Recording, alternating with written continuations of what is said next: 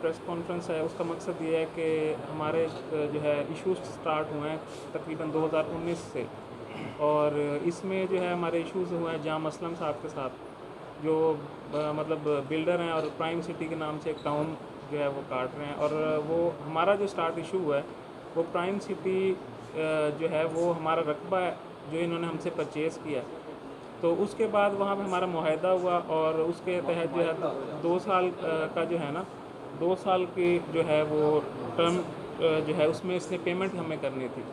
तो वो सारे फ़रीक़ैन जितने भी थे उनकी ये पेमेंट जो है डिफ़ॉल्ट कर गए। पहली किस्त दी, उसके बाद जो है वो किस्त डिफ़ॉल्ट कर गए।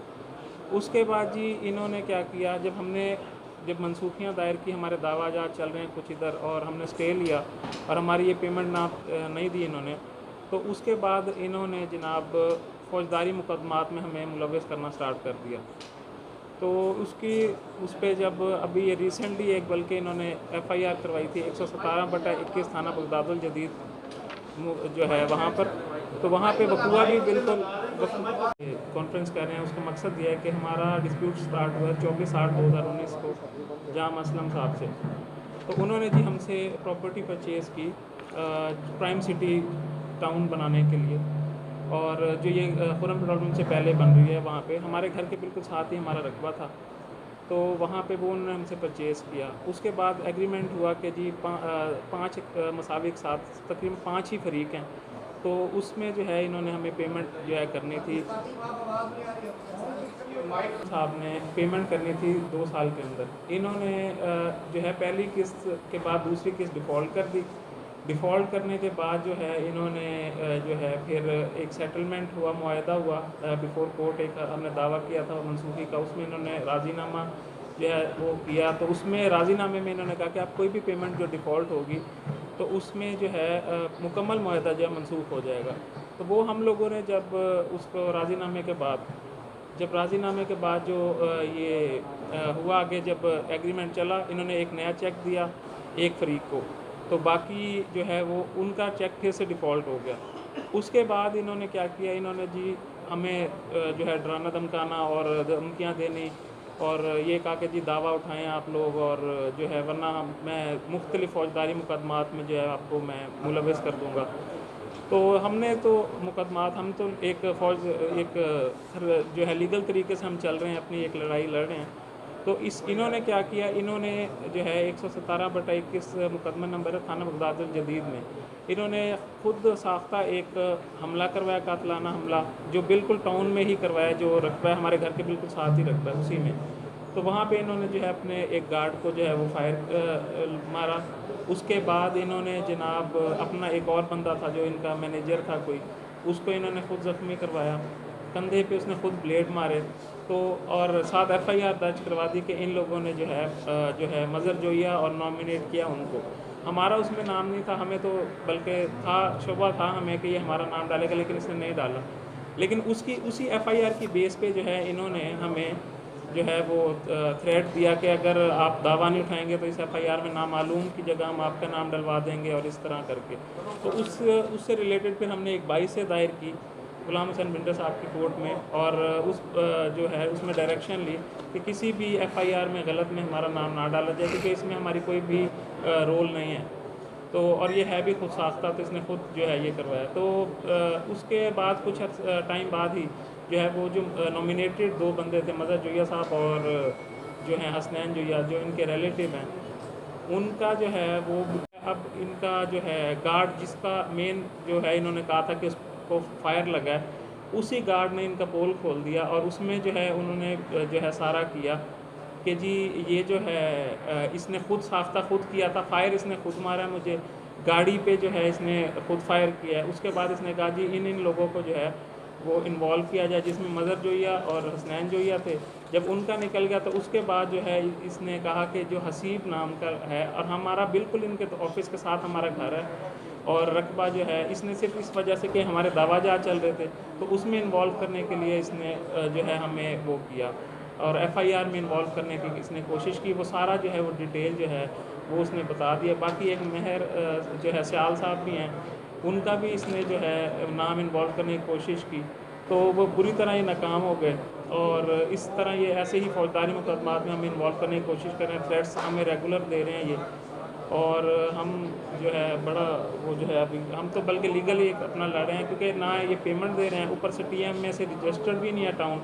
तो हमने सिर्फ हमारा मकसद ये था कि ये टीएमए की हद तक जो है रजिस्टर करवाएं, तो वो इन्होंने टाउन रजिस्टर नहीं करवाया। और जो है कहते हैं कि बयान हमें जो है खुद ने एग्रीमेंट से हट के जो है ये जाना चाह रहे थे, जिसको हम जो है खिलाफ हैं।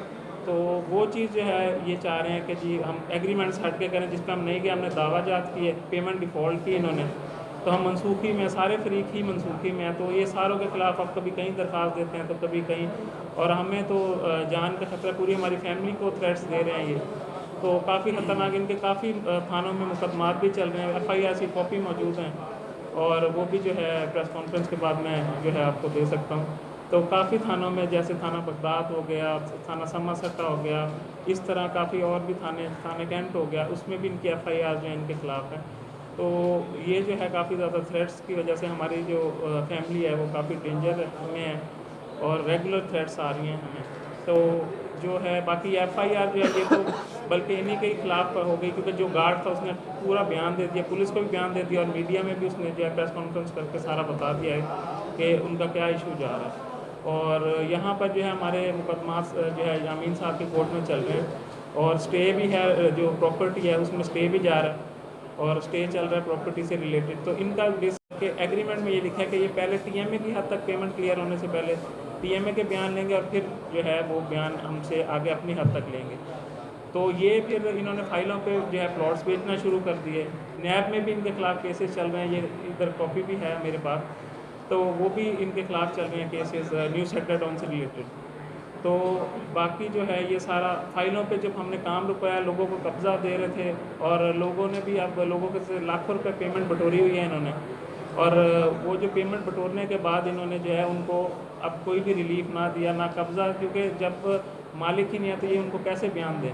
तो वो लोग जब बयान डिमांड करते हैं तो ये जो है टाल मटोल से काम ले रहे हैं, और बाकायदा इन्होंने अपनी पूरी फैमिली की दुबई की टिकट्स भी करवा ली हैं, ताकि ये इन चीज़ों से जो है भाग के और जा सकें बाहर।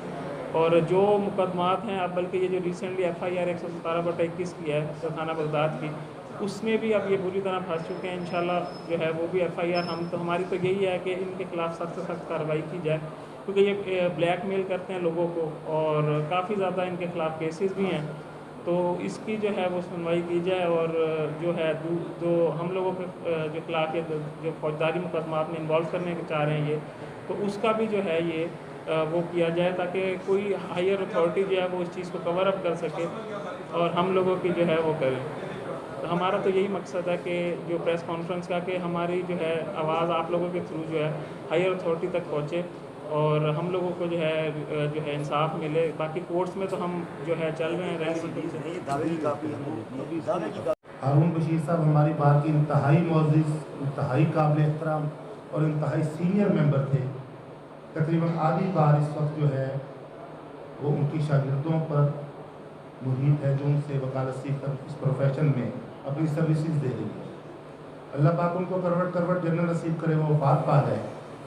जिसके अंदर वो तफसील लिखी गई है, जो डिस्प्यूट है हमारे दरमियान और एक लैंड ग्रैबर जिसने हमसे एग्रीमेंट किया और हम उसके साथ फंस गए किसी भी तरीके से, जो कुछ भी मामला डिस्प्यूटेड हैं, हम लॉ अबाइडिंग लोग हैं, हम काले कोर्ट की तकरीम जानते हैं, हम अदालतों की तकरीम जानते हैं, और अदालतों में रहते हुए इंसाफ के तालिब लोग हैं।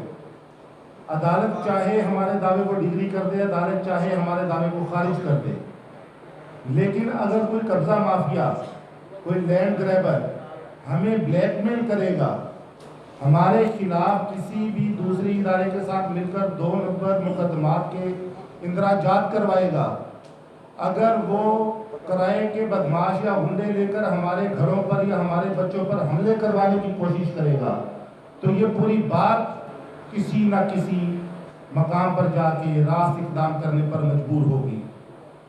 हम सिर्फ आप भाइयों से ये इल्तिजा करते हैं कि आपके मीडिया के तवस्सुत से मकामी ज़िले इंतज़ामिया तक और सूबा पंजाब की गवर्नमेंट तक ये पैगाम पहुंचाया जाए कि अदालत की तकरीम हम लोग जानते हैं, और हम अदालत में दायर शुदा मुकदमात को इंसाफ की गर्ज से दायर करते हैं। जहाँ पर हमें इंसाफ मिलेगा वहाँ पे हमारे भाइयों को भी इंसाफ मिलेगा। और अगर अदालती दावा जात की मौजूदगी में कोई भी शख्स, वो इस वक्त हमारा मुखालिफ लैंड ग्रैबर मोहम्मद असलम हो या उसकी जैसा कोई भी हो, अगर वही वकला कराम के किसी भी मामले के अंदर, उनके ज़ाती मामले के अंदर या अदालती मामले के अंदर बाहर की सोसाइटी के कोई बदमाश अनासिर का असर रसूख इस्तेमाल करने की कोशिश करेगा तो हम उसका मुकाबला भी करेंगे, हम उसको जवाब भी देंगे, हम इस बात पर खड़े होकर रास्त इक़दाम भी करेंगे। यही वो गुजारिशात थी जो आप भाइयों के सामने पेश करनी थी। अगर हमारे लिए किसी किस्म का कोई सवाल होगा तो उसका हम जवाब देंगे। और बाकी मेरी ज़ात से मुतल्लिक़ की है तो मैं उनका शुक्रिया अदा करूँगा कि उन्होंने इतने सारे बात और बातें मुझ तक पहुँचे। खालिद भाई हाथ खड़ा कर रहे हैं, एक सेकंड में जवाब दे दूँ, उसके बाद खालिद भाई।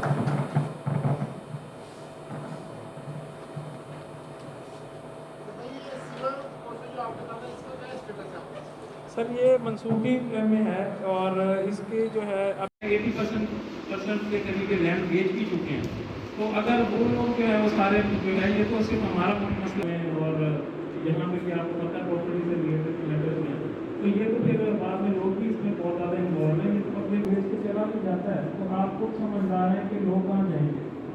और एक बंदे को बंदों को भी बेचे हुए हैं तो आप खुद समझदार हैं कि फिर लोग कहाँ जाएंगे।